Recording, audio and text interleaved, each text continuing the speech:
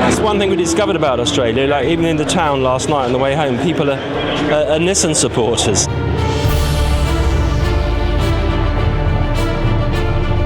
Here, there's a great following for the GT-R.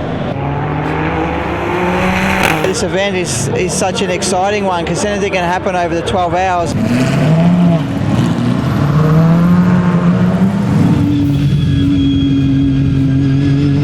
A really good day. No complaints. The car's been absolutely fantastic. No problems at all with the car, and yeah, we went fastest in FP2 with a 6.5. So yeah, that was my first within my first few laps of the circuit as well. Obviously the teams are trying to work out which compounds to run. The times today that were blisteringly quick were on the softer one, and we're not sure whether we should go near that or not with such a long race ahead of us. But nevertheless, very fast times, and the Nissan GT-R is capable of that as well. We just don't know whether to let it loose or not.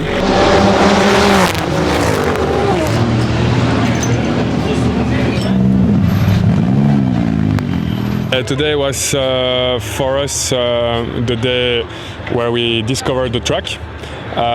Pretty busy, a lot of traffic, a lot of red flag, but at the end we all did quite a lot of laps, and yeah, it was extremely interesting. We all learned a lot, and I think overall the pace is very good. Talk to him, but yeah, it was a great experience for me. It was amazing track. We did the good job today. Yeah.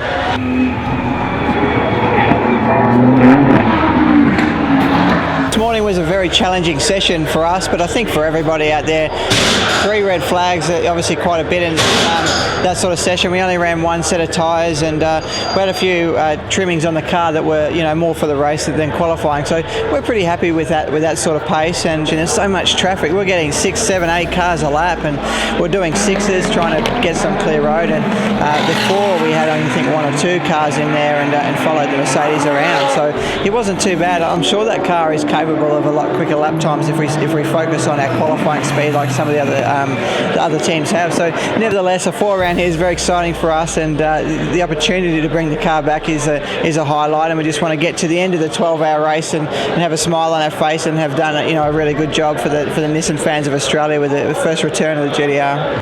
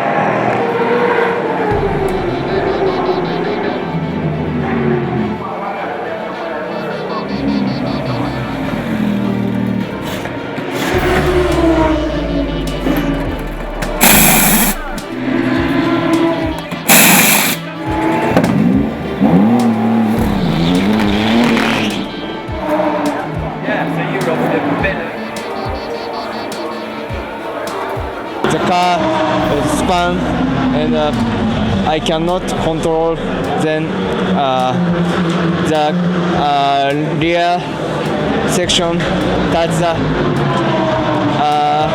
stop the Ferrari. If we lost rear suspension section, I cannot drive to continue to the race.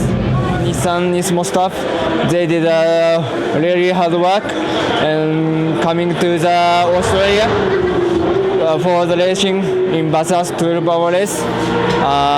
It's so disappointed. It never gets any easier, no matter how many times you come out of a race or whether you win it. similar emotions, but at the other end of the scale.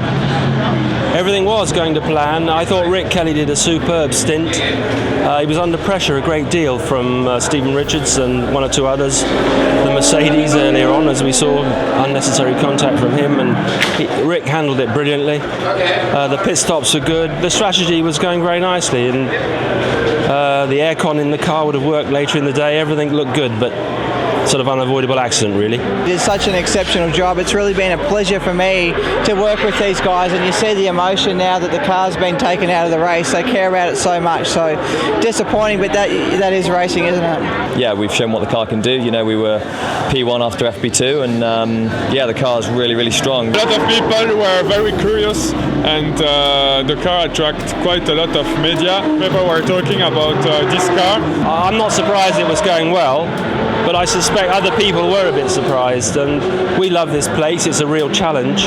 My first visit, as you know, not often I say that. Yeah, would love to come back if there was an opportunity.